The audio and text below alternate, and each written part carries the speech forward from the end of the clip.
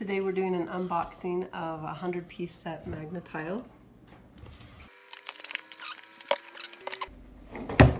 There we go.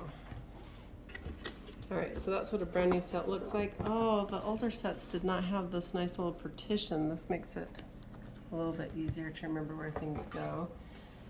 So one of the things that I love about Magna tiles that are not in there's other sets that you can get that are cheaper, but these magnets fall out easier, and that's why I think it's totally worth investing in this brand, because I don't know if you can tell, but it's sealed in there pretty well. I have played with these with kids over and over again, where they build big towers and smash them down, and these just hold up over and over and over again. And when you have magnets, you don't want a little kid picking one of these up and swallowing it. A magnet inside the body is not a good thing.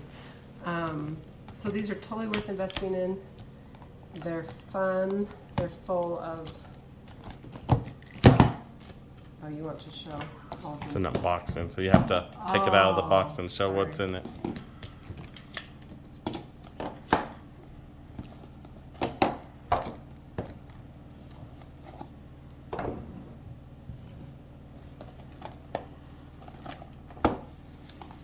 I don't know if you can tell this.